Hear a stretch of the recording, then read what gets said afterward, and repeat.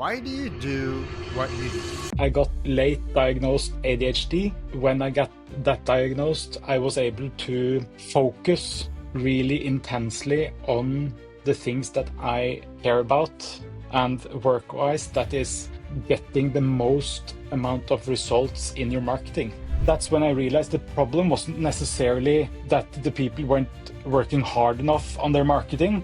It's that they were really working on the wrong things, maybe in the wrong order, and without any system to connect the dots. They are more like the spaghetti on the wall. So you just do a lot of things, you throw it, and you see what sticks. Chasing every new tactic, never connecting their activity to their actual business outcomes. That's basically what led me to develop the S.T.R.A.M framework, because I needed a way to help founders and business developers move from random activities to more systematic revenue generation. If you stopped posting tomorrow, would your audience notice? Would anyone reach out asking where you went? If the answer is no, activity and authority are two completely different animals. Like, activity is posting every day, commenting on everything, sending connections requests, everything like that. But authority is when people seek you out, when they reference your ideas, your content in their own content.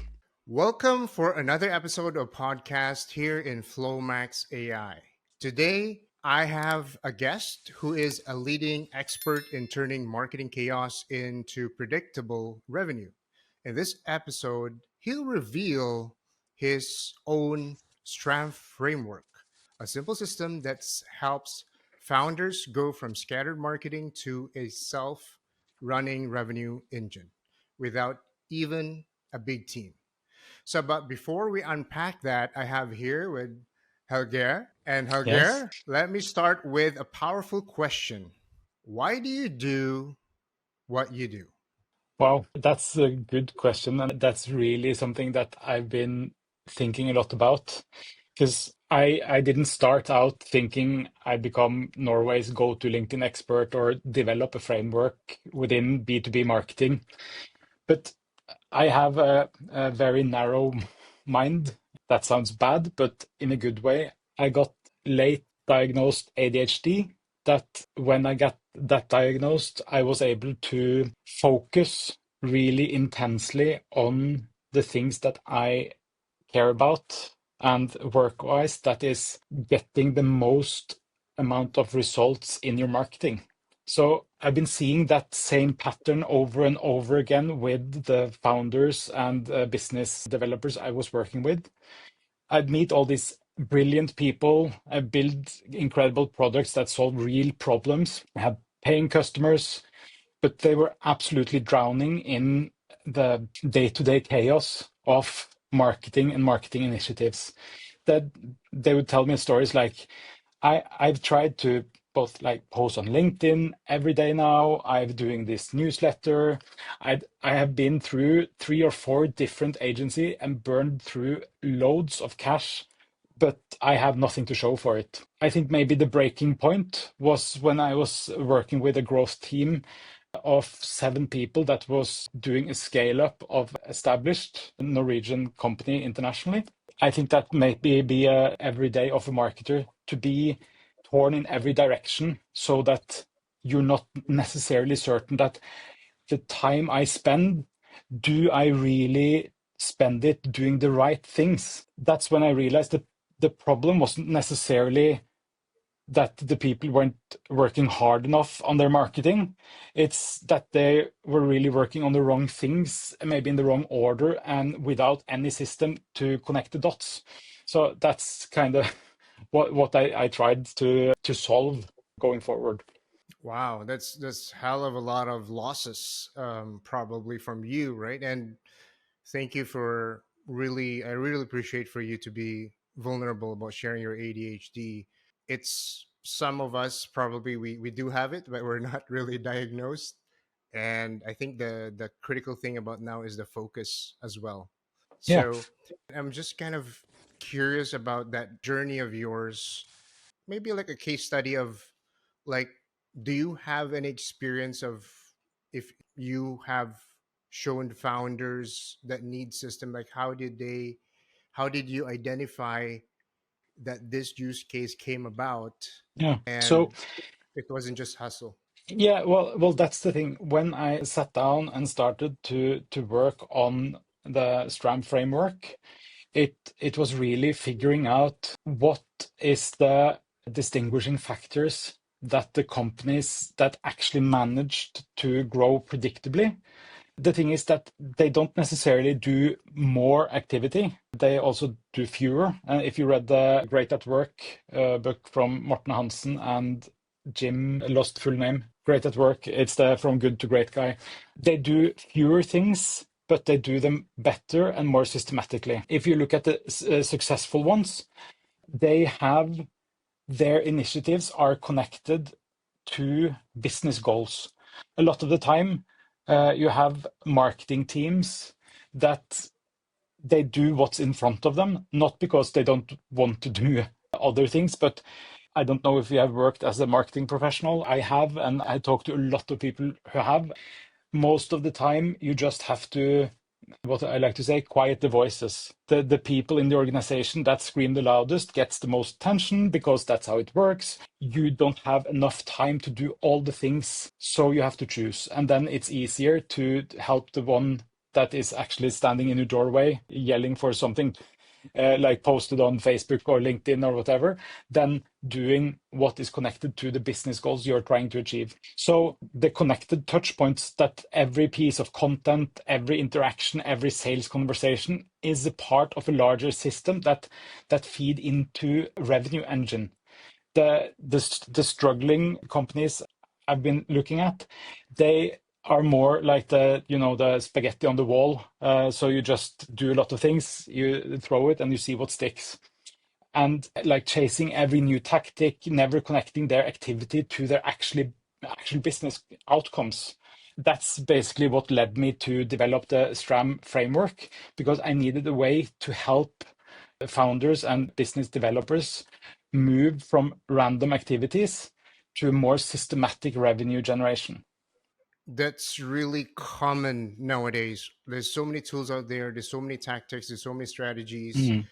And as what you said, like it's a spaghetti on the wall, right? Like you're just gonna throw the Yeah. spaghetti, it sticks. So whatever sticks, then maybe it could work.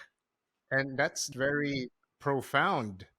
Can you also maybe expound a little bit much more of if how did you realize that in your experience, like is it like how did you know that, oh, these are the spaghettis in the wall that I'm throwing as well, and what was working for you? So you can basically distinguish that by one question.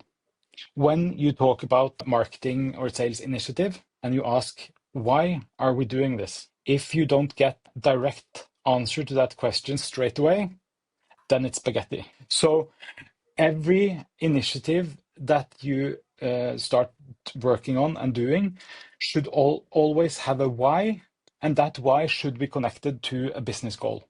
So I am a big time nerd. I used to play like Dungeons and Dragons and all of these role-playing games as a kid and as an adult.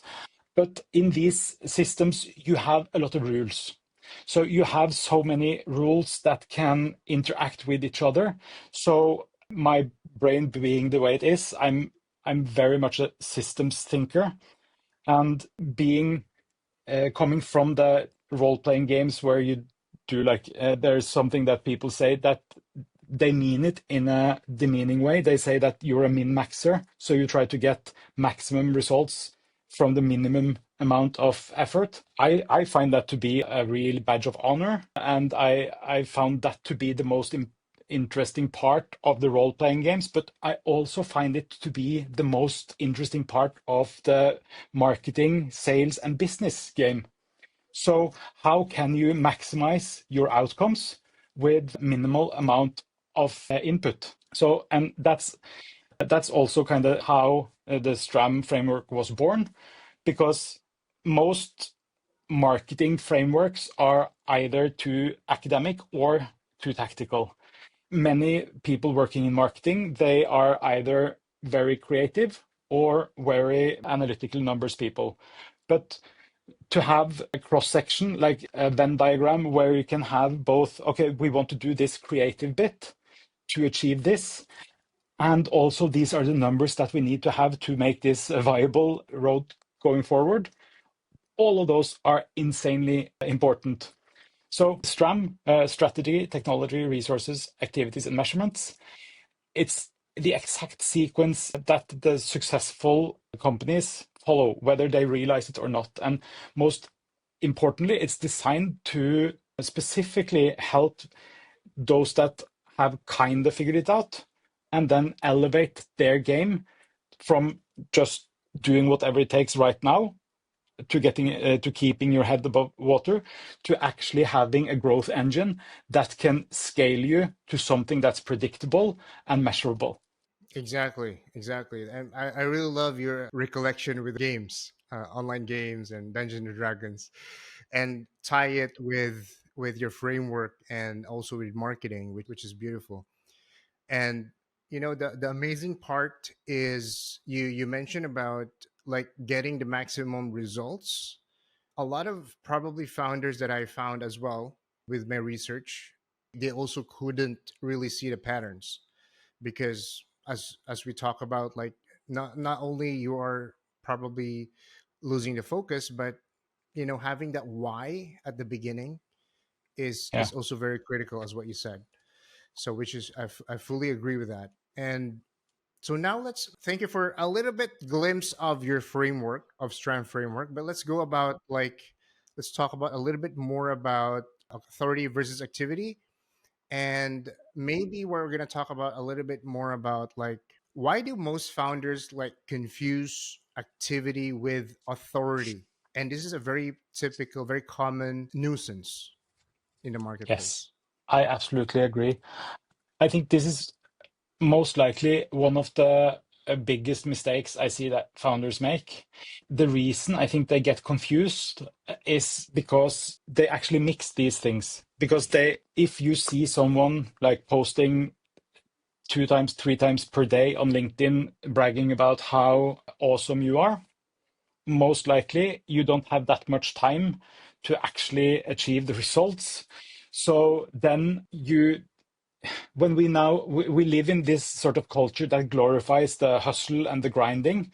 So the founders, they think that if they're just showing everyone that they're very busy with the marketing, then all the results will follow. But the thing is that activity and authority are two completely different animals. Like activity is posting every day, commenting on everything, sending connections requests, everything like that. But authority is when people seek you out, when they reference your ideas, your content in their own content, and when they introduce you as the expert in your field. That's where the authority comes from. Important to say also, if you are the authority, it is difficult to be the authority without any sort of activity, because then you might be the expert, but nobody knows. That is also, but the thing is, I can most likely I can train my dog to like press the post button on LinkedIn, but nobody would look at her as LinkedIn expert. Well, maybe somebody, but she's not very well versed in the LinkedIn game. But she could be very good at posting often. Do not so when I see like founders burning themselves out, posting 3 times per day, but their content, it's basically just noise. They are either sharing like generic business quotes, or I'm happy to inform you that I'm now venturing on this new request, no, this new quest to do whatever. Uh, they just repost other people's content with thumbs up emoji, or comment with great idea, Justin. Like, it's not bringing anything to the table at all. It's just basically, if you're at the conference and somebody was just standing around yelling out their name really loud, you wouldn't necessarily find that to be very authoritative, other than maybe in the screaming department. I don't know. But if you stopped posting tomorrow, would your audience notice? Would anyone reach out asking where you went? If the answer is no, You're basically doing activity. You're not building authority. That's a very clear distinction. I'm also having this clarity about authority, like having much more depth into your content. And also, it's not just, you know, doing quantity versus quality. And not only also posting, but also, as you mentioned, like in, especially in LinkedIn or in other social media channel, it could be much more of an engagement as well. So Yeah. if it's just an engagement about, oh yes, go and congratulations, or yes, well done, so Well, you won't get those can, noticed. yeah, but those like congratulations or that's really cool, just in a cool episode or whatever. That can be a nice gesture towards you, and it couldn't be like a interhuman like networking thing, but it is nothing in the neighborhood of building any authority. Yeah, you know how LinkedIn it has this buttons that you can just choose, like, okay, like, is it, Yeah. I love this, and it's kind of like the Just, lazy just way. yeah, but just you wait until these are being like AI powered, and then you can have like a really empty-headed, but still it looks like nah, looks like you put some effort into it. Yeah, exactly. Then it will be even harder to distinguish the activity from the authority. But I think that if you don't have the gravitas of the knowledge and the know-how, then the activity can never overtake the authority in the knowledge you hopefully have. Yes. And I'm just curious too. And you know, sometimes the biggest examples are actually posting contents in the social media space. But if we're gonna look at and probably zoom deeper into the signs of what we can see, like founders where they're stuck Mhm. in busy work instead of building real influence, like which areas could we also spot those? If we take a step back and look at it from being able to just like work on your business instead of working just in your business, having that opportunity is one of the first steps. After that, I can see the shift, what I call picking your lane or choosing your areas or categories. You can't, well, no. I was going to say that maybe someone can be an authority on everything, but I don't want to be presumptuous. No, I'm kidding. But since you can't be an authority on everything, you really need to hone in on what is the area of expertise you have, and what specific problem do you solve better than anyone else. And then you have to be the go-to person for that problem. For instance, instead of posting about business growth, which is a really broad topic, you might become known as the person who helps SaaS founders reduce churn in their first year. That's specific. You can have a lot of concise and valuable content in that regard, and it is very defensible. It's like when you have picked your category, your lane, your area of expertise, the content strategy also becomes much clearer because every piece of content then should either demonstrate your expertise in solving that specific problem. It can share like a framework or methodology that help those people. You can tell a story about a client's success, given permission, of course, or you can challenge conventional wisdom in your space. The key is consistency and depth. I much rather see a founder post like once a week with valuable, deep insights than if they post every day with very surface level content. Authority is built up through depth, not frequency. Yes, exactly, exactly. And I can see really the difference. Like if you are the go-to person and you will be kind of identified to be the go-to person to solve a specific problem, the more specific it is, the less likely you would be much more of an expert or an authority in that area. And also, one of these, the LinkedIn hacks that most people miss, the platform algorithm actually rewards depth over frequency. Because if you have reading time, meaningful conversations, engagement, that will Hmm. reach a lot more people than like the 5 to 10 posts that are very surface level. Of course, there are ways people try to hack the system, but that's another story. Yes, exactly. Yeah, there's always a hack. Like in computer games, it's like cheat codes, right? Yep. So Yep. yeah, so let's go with much more of your own framework. Speaking of the specific problem that you're solving, so let's go with the S.T.R.A.M framework, and let's Yeah. let's talk about, maybe you can walk us through, like, specifically, and not specific as it's gonna take hours, but it's more about, like, show us how strand framework step by step, an overview, and also what's unique about it. Absolutely. I can do that. I was just thinking how unique it is. And I have to say, I have not created something revolutionary and new here. I have put together existing frameworks and I have kind of combined them into what I think solves basically three very important problems to solve. And S.T.R.A.M is basically the backbone in everything I teach and speak about. It is specifically designed for the people who they want and need to be more systematic without being overwhelmed. I can try to break it down. So the S in S.T.R.A.M is for strategy. That's where everything starts. But it's not necessarily what everyone thinks. I'm not talking about like a 50-page marketing plan that nobody reads. I'm talking about answering three critical questions. Who is your ideal customer? What specific problem do you solve for them? And why do they choose you over the alternative? And I have to say, Mm, a lot of people I talk to, they skip this step because they think they already know the answer.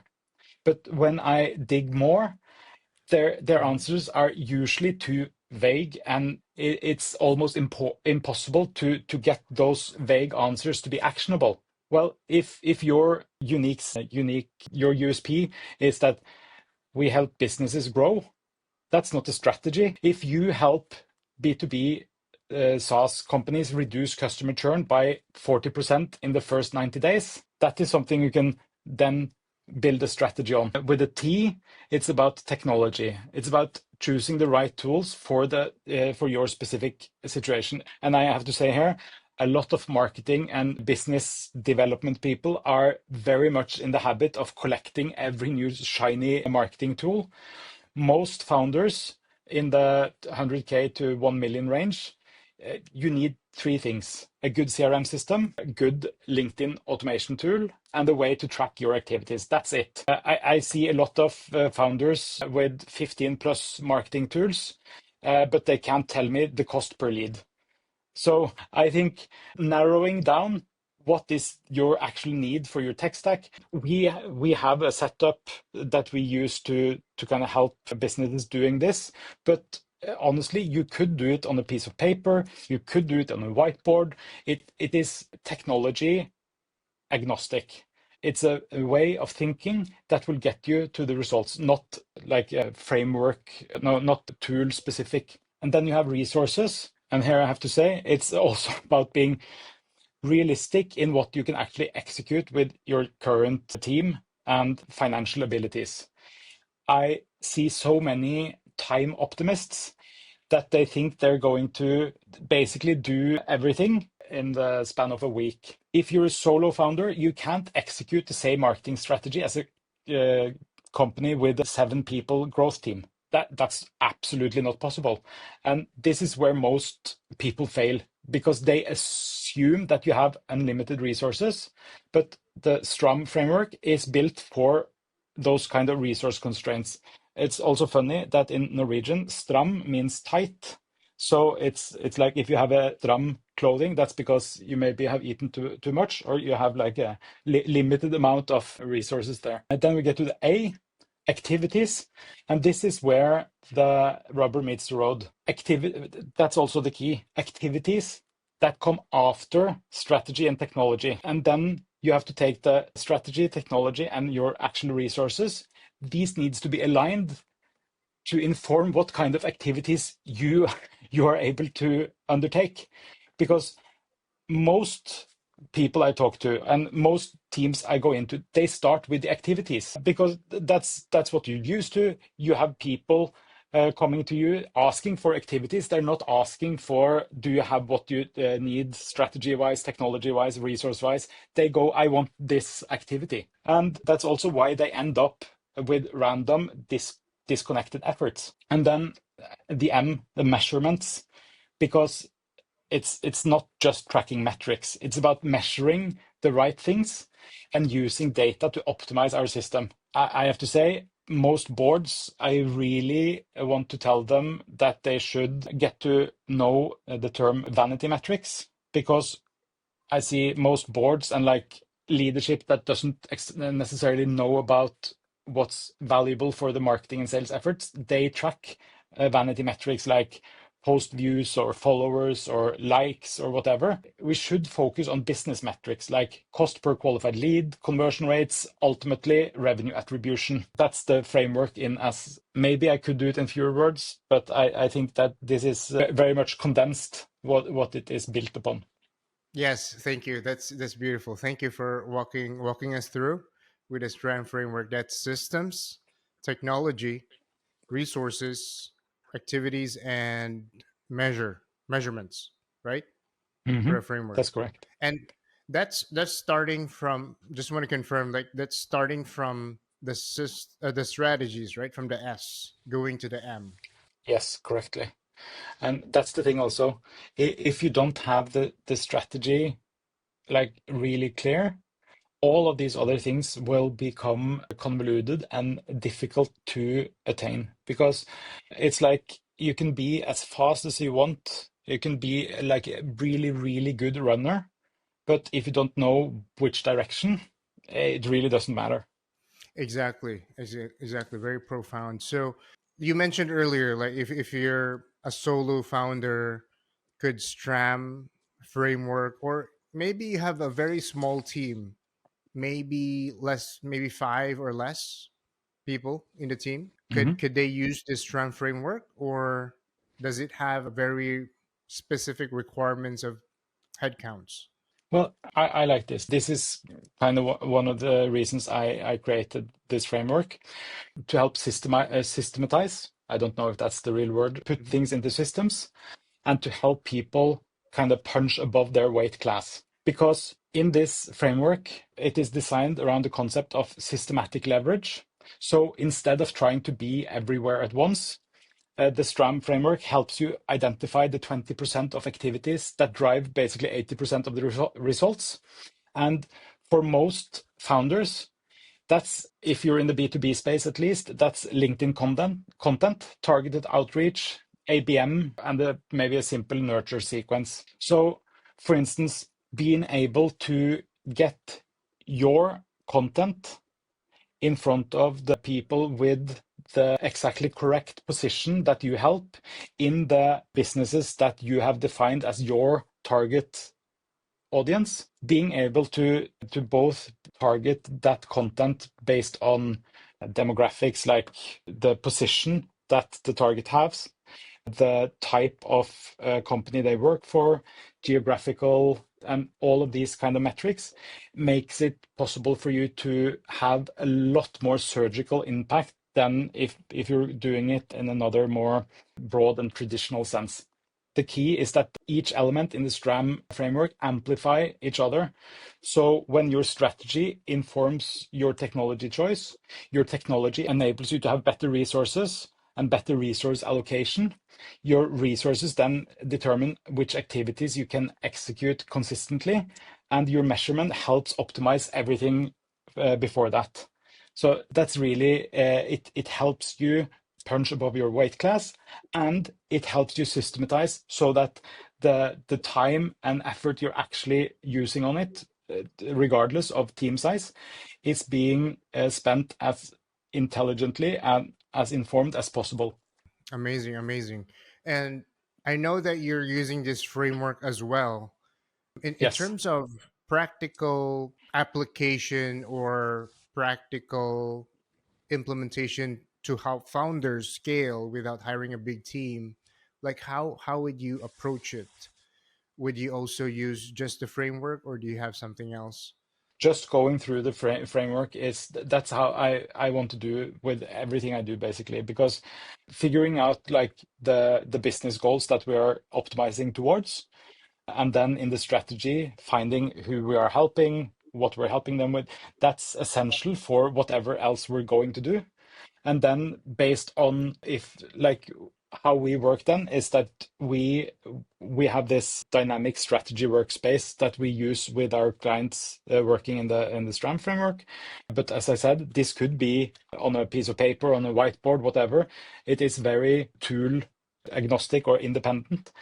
But to have the mindset and that we know who we are helping, how we're helping them, and then using the available resources. Sometimes the agency I'm working in, we divide the activities between ourselves and the client, so they can do whatever they have the capacity to do themselves, and we can either be helping them with like if they need special competency, or like for me, a lot of the work I do there would be helping them with like targeted LinkedIn strategies. But we also have like paid Google advertising, Meta, whatever, and copy. So we can then fill in. So if it's a solopreneur, they have good ability themselves to do copy, for instance, then that's perfect. You do that, and we can help alleviate on the Google Analytics or whatever it takes to actually push them further on. But if they have a larger team, in some cases, we are more of a advisory team, maybe even just try to keep them to do actually what is connected to the business goals. In that way, if you have a founder that has like a small marketing team that wants to scale, we can help keep their focus on what's actually bringing them closer to their targets. Awesome, awesome. And just curious for around this trend framework, because I think this is the highlight of this podcast. I wouldn't use the word one size fits all, but it's like, does this framework fit to any industry, or do you have like a selective industry for this framework? So to put that in other words, I think there might be someone that can kind of grow out of it. Like, I don't know if Coca-Cola or Apple would fit into one of these systems. I haven't thought about it too much either, so maybe they would, I don't know.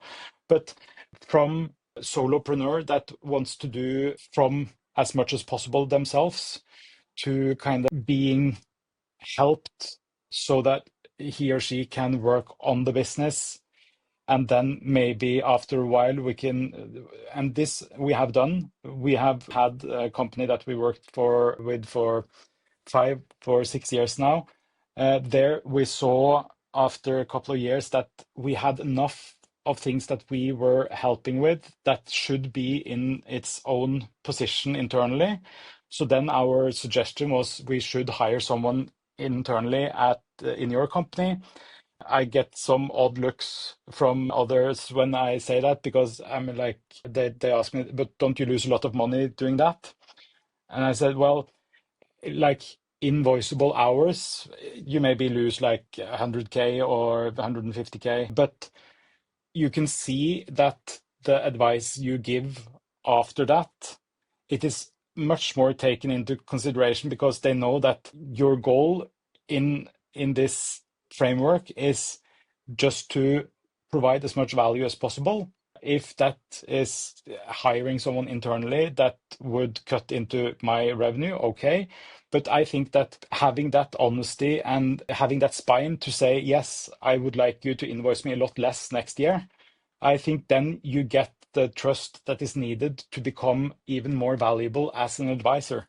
Nicely put, nicely put. And now that's the STRAM framework. And now we're going to talk about a little bit more about LinkedIn, about AI, and the revenue systems.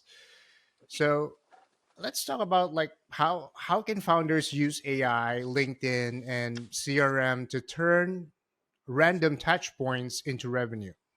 That's a really good question, and that's why I put on my LinkedIn hat. So this is also where things get really exciting. And honestly, where most founders are leaving massive amounts of opportunities on the table. So when you have the combination of AI, LinkedIn, and a good CRM, that basically creates what I call a revenue intelligence system. It has the potential of turning every interaction into data that helps you close more deals. Let me paint a picture on how this works in practice. So traditional marketing, it can be a lot like throwing a dart blindfolded. You create content, you send messages, you have conversations, but you have no or just some idea on what activities actually leads to revenue. But with a integrated AI LinkedIn CRM system, every touch point has the opportunity of becoming intelligent. So, for instance, if you create content on LinkedIn that is designed to attract your ideal customers, then your AI system can help you optimize that content based on what's actually driving engagement from your target audiences. And not just any engagement, but you can have engagement from the people who match your ideal customer profile. And when someone then engages with your content, that interaction gets logged in your CRM system automatically. You can have the AI then analyze patterns. What type of content do prospects engage with before they become customers? What are the typical sequences of touch points? How long is the nurture cycle for different types of prospects? Here's also where it gets really powerful, because you can then start predicting which prospects are most likely to convert based on their engagement patterns. Instead of treating all leads equally, you can prioritize your time on the prospect that's showing early buying signals. So instead of then spending hours every day on LinkedIn with no clear connection to revenue, you can implement integrated system, and you can see that kind of, for instance, you can see the prospects that engage with your, I don't know, your post about some checklist or any downloadable, for instance, more than three times more likely to actually become a customer. Then you might want to spend more time following up with those prospects than the other ones. Since we, at least most of us, have a limited amount of time, like there is, I don't know, 160 hours in a work week. I don't know, it depends on how much you work every day, maybe.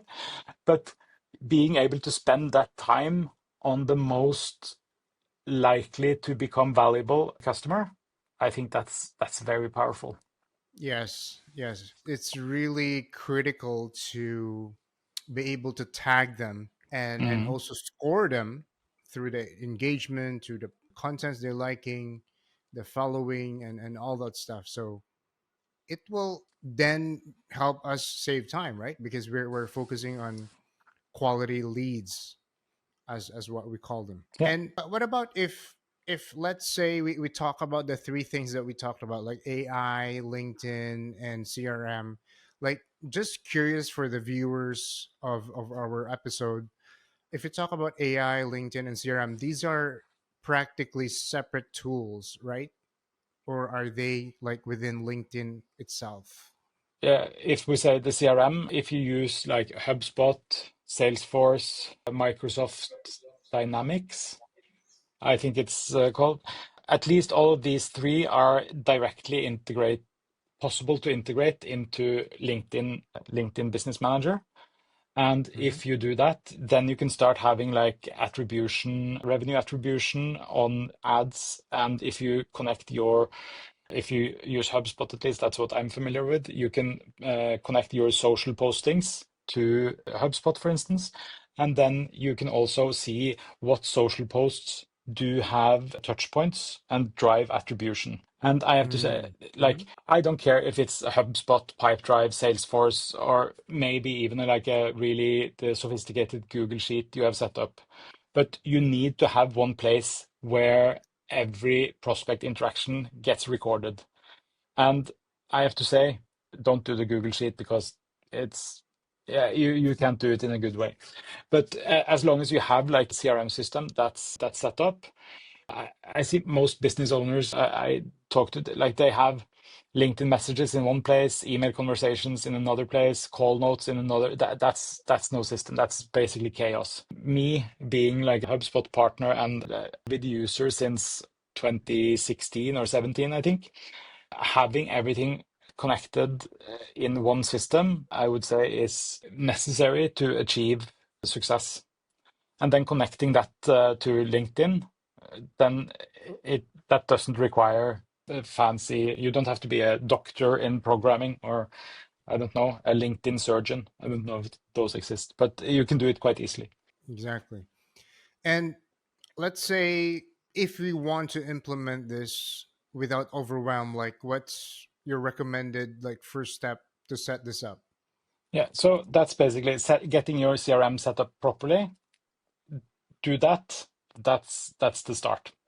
Then connecting that to your LinkedIn, it's basically just setting up the integration. You can do it from LinkedIn or you can do it from HubSpot. I presume you can do it also from Salesforce and Pipedrive and those others, but I haven't done that.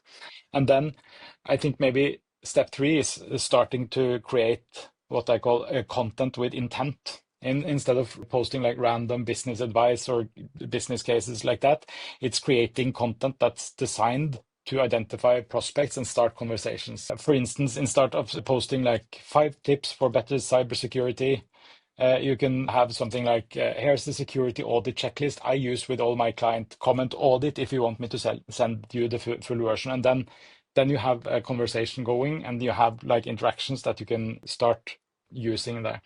And this is also going from there. That's where AI comes in. But I would recommend people to start as simple as necessary.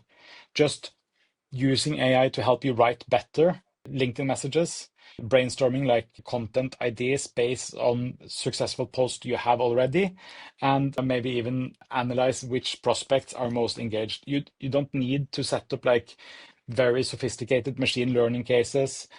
Like just starting out, you can most likely just take your analytics from LinkedIn or Google Analytics and everything and just export it, pop it into Google Gemini or ChatGPT and say, what is the most interesting thing you can show me here? And then you can build from there, of course. Yeah, at least that will be the simplest. And of course, the first step is not to be overwhelmed. So Mm. let's go about much more of a founder-led content. We talked about authority earlier, so we talk about now founder-led contents, thought leader ads. Like why is founder-led content so much more powerful than company pages on LinkedIn? If you first take into consideration that people posted content, it reaches like in average 8 times further than company posted content. That's the start. This kind of insight is also something that seems very obvious once you hear it, because people don't buy from companies. People buy from people they trust. And trust is built through personal connections, not corporate messaging. You can, of course, use corporate messaging to build up and also maybe increase trust in the person you are going to buy from. Because if I meet a person in a dark alleyway that want to sell me like a really, really cheap kebab, I might not trust that person because if you want to sell me a 50-cent kebab, there might be something wrong with it, even if it's not corporate messaging, but I see that you're a person. So just think about your own behavior on LinkedIn. If you see a post from ABC company talking about their latest product update, do you stop scrolling? Most likely not. But if you see a post from the founder that the company is sharing, it's sharing behind the scenes story on why they built a new feature or a lesson they learned from a customer conversation, that has at least a higher likelihood of making you stop, right? That's why founder-led content works, because it's more authentic in a way that a corporate content, it can basically never be that. When a founder shares their perspective, their mistakes, their insights, people can most of the time sense the authenticity. There's a real person behind the message with basically real skin in the game.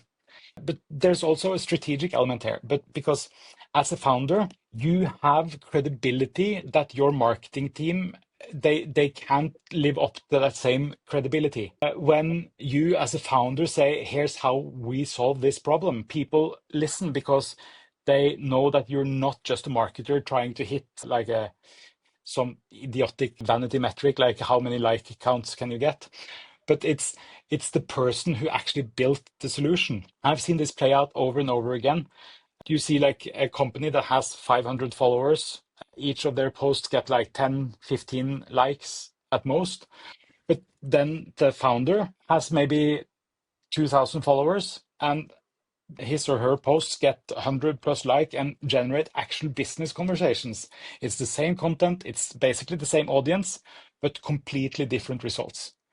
So the thing is that founder-led content, it allows you to build relationships at scale. When someone engages with the founder's content, they're not just engaging with your company, they're engaging with you personally. That creates a much stronger foundation for a business relationship. Yes, human to human, human buy from human. And I like, Yes. I think the kebab might be something wrong with that. The example you gave Yes. earlier about the kebab. Yeah. And you mentioned about like how do thought leader ads change the game Mhm. for the lean teams, like the smaller teams? Yeah.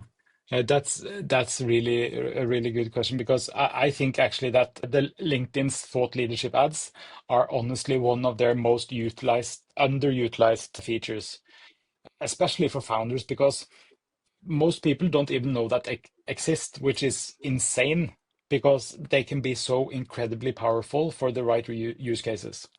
So instead of running the traditional company ads that really look like ads, you can go in as the marketer for a company and you can promote a personal LinkedIn post as if they're organic content. So I set up an ad for mine and yours, Justin. We have now just started a new company together.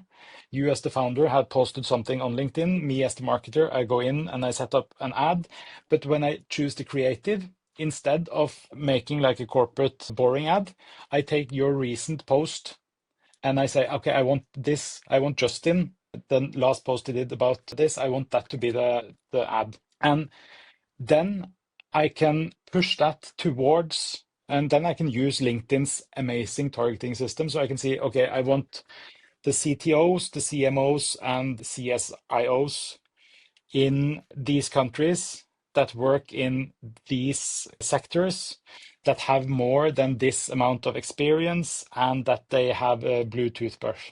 Okay, maybe not the last one about the toothbrush is registered on LinkedIn, but all the others are. I want them to see Justin's ad. So then suddenly they are seeing your ads, and then I can make audience out of all the people interacting with the first initial ad there.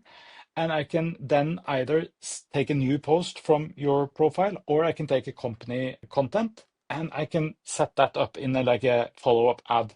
That's an amazing game changer because you can also take like posts that performed well organically and promote them specifically to your ideal customer profile. So I think it's like it doesn't even feel like advertising. It feels like valuable content from a peer or a thought leader who's been through a similar challenge, and that's immensely valuable. Exactly, and I think it's also the relatability of someone's trouble, challenges, and also kind of like when you watch a movie, it's like when you see a story or a movie, it's like they undergo a challenge and they overcome the challenge. It's like something that you want to follow, and I think Yeah. that could be some kind of a pattern that you can use as your content as well, and people would Mhm. resonate with that, right? As what I Absolutely. understand from what you just shared. So let's dive into a much more sales and marketing alignment, because like we talked about this, and most of the common perception is that sales and marketing are kind of in a separate, like there's this line drawn between. And I just wanted to ask your opinion about this, like why does treating sales and marketing separate in kill growth? This is really fascinating because in most small companies, the founder is basically the sales and marketing. So you think alignment wouldn't be an issue, but even in like solo founders are struggling with this because they're thinking about sales and marketing as separate activities instead of a part of one system. So the problem usually starts when the founder begins to scale, when they hire their first salesperson or their first marketing person, and suddenly you have two people with different goals, different metrics, and different definitions of success. The marketing is focused on generating leads, might be measured on things like website traffic, social media followers, or the total number of leads, while sales, they are focused on and measured on closing deals, measured on revenue, but nobody is measuring like the quality of the handoff between marketing and sales. Nobody is measuring the quality of the leads that are being generated. It's like they're in two different worlds. Seriously, I see it all the time. Like marketing generates 100 leads per month. They feel great about hitting their numbers. Sales is then complaining that the lead, they have terrible quality, they only convert at 2%. But marketing is then like, yeah, but we're doing your job. You need to get better at closing. But these aren't real leads. You need to get us better prospects. I think that having like real distinct silos of sales and marketing and treating them as two separate things, it will lead to, if not doom, then at least it will not lead you to the most amount of success you can have. I think that having like marketing teams where you have sales and marketing talking about what they are combined trying to accomplish, being able to communicate what are we thinking should be a qualified lead, what are the conversation that sale is having with prospects? Where does it stop? Feeding that back to marketing so that you can answer those questions like even before it gets to a sales call. I think those are talks that should be there so you can talk about it and think about it as a contained, well, not contained, but as a unified front, because sales and marketing, they work very poorly without each other. As much as you try to keep them separated, you don't get the compounding interest. You get revenue leakage basically.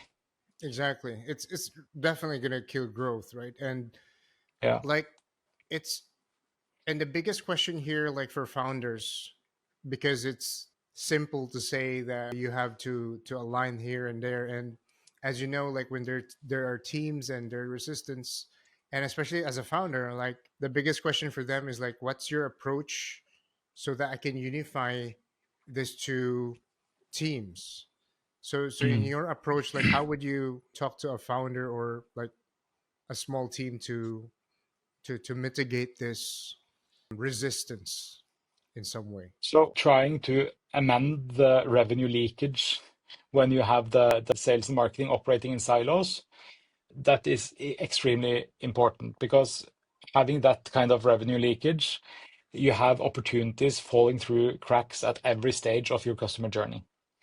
So, like top level, when you talk to your team, you will most of the time, you will get people focusing on whatever you measure, whatever you reward. So if sales has bonus of like you reach this target, you get a bonus, then they're going to focus on whatever gives them the bonus. If marketing has a target of this amount of leads, they're going to focus on that. If they are not measured on the quality of the lead, they're not gonna. They might say they care, but as long as they're hitting the targets, that's what they are. Because you basically you get more of what you measure and reward. So Mm. you end up then with like a disconnect between your marketing message, your sale conversations, and then sales starts to develop their own messaging, their own objection handling based on what they're doing, but it's not shared back to marketing. So marketing keeps creating content that doesn't really address the concerns that the prospects have. And then you have like inefficiency on every level. Marketing spends money attracting the wrong prospects. Sales waste time on unqualified leads. Prospects get confused by inconsistent messaging. the founder then can't figure out what part of the system is broken now because nobody's measuring the whole customer journey. So basically, having a system where in sales and marketing, if they are both measured on and rewarded on the completion of the revenue, like the buyer's journey, but you are responsible for different parts. So marketing is responsible for getting it warm enough to talk to sales, and sales is responsible for taking it from there until a closed deal. If you Mm, measure the whole thing and you reward the whole thing, then you're going to get focus on the whole thing. And then you need to sit them down so they can actually talk and help each other improve on whatever they're doing throughout the whole journey. exactly. So it's like you want to make sure that all both ends are aligned in terms of Mm. what will happen if both of us will match, like win is a win-win. If not, there will be disconnection, and at the same time we will never get our bonus. In other Yeah, words, yeah, right? So, and you don't get to hit your goal, right? So, and maybe you will lose your job at some point. But yes, yeah, the point is really to align. And also, I think from the founder's point of view, he has to take charge of yeah. this unity to unify them, right? Basically, what I think, like if you are the founder now, what are you doing? Well, first, create unified customer journey map that shows the touch point from first awareness to close deal. So marketing owns the early stages and sales own the later stages, but both teams should understand the full journey and how the pieces fits together in the whole picture. Then second, you should implement shared metrics. Instead of marketing being measured on lead volume, sales being measured on close rates, both teams should share responsibility for metrics like cost per qualified opportunity, time from lead to close, and customer lifetime value, for instance. Then third, create feedback loops. Sales should regularly provide feedback to marketing about lead quality, common objections, what messaging Mm, resonates, and mhm. marketing should provide sales with intelligence about prospect behavior, content engagement, and nurturing sequences. Then fourth, use the technology you have available to create visibility across the entire process. The CRM there is the single source of truth for all prospect interactions, whether they happen through marketing channels or sales activities. And what you end up with there is a system where marketing generates maybe fewer but more highly qualified leads, and sales has a much better conversations with the qualified prospects, and the founder can see exactly which activity drives revenue and which don't. So that's what I would recommend. Yes, that's a very much comprehensive, I would say, a simple step by step, simple critical components and steps for a high level for the unity Yeah. of both And departments. you have to remember also that just because it's simple doesn't mean it's necessarily easy. So be ready to tackle some challenges, because even if it's simple, it doesn't necessarily make it easy. Exactly. Exactly. All right. So beautiful. We're about to close this podcast episode, but we're going to have some interesting surprise questions. Maybe you could share a little bit of a one word answer for some questions. Are you up for it? I'll try as good as I can. Okay. Okay. So, in your opinion, probably, what's one unpopular opinion you have about LinkedIn marketing? Like, I can explain a bit. Like, the LinkedIn gurus that are out there and explain to you Hmm. everything you should do. But then what they are saying is basically antiquated tactics that maybe worked in 2018 or something. But it's like spamming great post on everything, using aggressive automation tools that spam people's inboxes. It might have worked before, but you're now just creating noise. Yes, exactly. Let's go with what's the belief shift can help founders get unstuck? Be satisfied with doing good enough. be satisfied with doing enough. Yeah, yeah, because Yes. I see so many people, they get overwhelmed, they get burned out because they want to do perfect when good enough is exactly what it said. It's good enough. Yes, yes, we're kind of giving ourselves a hard time, right? In some sense, Be kinder to there's yourself. yes, yes. And where can our listeners follow you and learn more? LinkedIn. Just search me up and send me a message on LinkedIn. I'm happy to talk to people. Yeah, that's basically it. I also have my own website and stuff like that, but LinkedIn is the best place for a conversation. Okay, cool. And let's have a few, just a quick one to really amplify you here in the podcast. Just for one word. So what's one word that describes your approach to marketing? It's two words, but it's planned growth. Cloud growth. Planned. So it's not random growth. You are planning your growth. So Growth. Mhm. it's not using the spaghetti method of just throwing something and see what sticks. It is actually planning what growth do you want to achieve and how are you going to achieve that. So it's planned growth. All right, cool. What's the biggest mistake founders make in one word? Grind. Grind. Why? I'm not saying you shouldn't grind, but they get stuck in grinding the wrong things, and then you're just grinding to grind, and Uh-huh. it's not actually getting you in a direction. And So I'm not opposed we to grinding, of course. I'm not opposed to grinding. yes, definitely, definitely. So there's a context behind it. Yeah, So let's go about AI because like the trend now is AI, and just wanted to get your points around this. Like, what's your favorite word to describe AI? tool.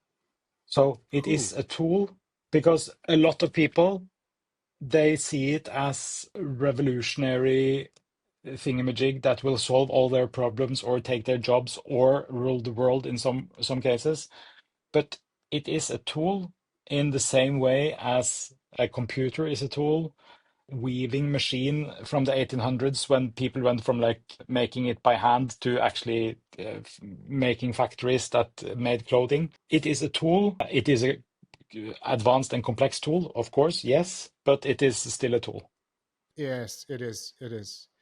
And let's have two more, which is very critical. It's about really about you on what you think about success on LinkedIn. Like, just pick one word. Authenticity. Authenticity, not authority. No, because if you are authoritative, but people can sense that you are fake, you will fall through. But having the authentic message and having the authentic self, it will bring you further than authority by itself. If you can combine them, of course, but if I had to choose, I would be authentic 100% of the time. One last, and probably this could be the most impactful thing to know more about you. What's the word best sums up your personal mission? Growth. Growth. Yeah. Can you expound? Yes.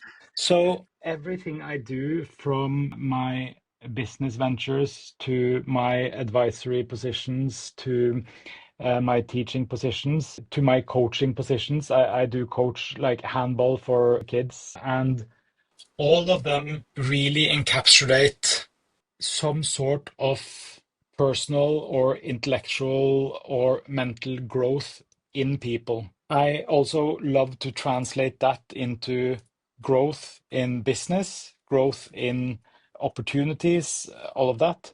But it all comes down to the honesty in yourself to see your limitations and see your own potential for growth. But if you are not honest with yourself to know your limits or you know your shortcomings, you can never work on that growth within yourself. And that is both like personally and business wise. If you don't know where you are coming up short, you can never improve it. So profound.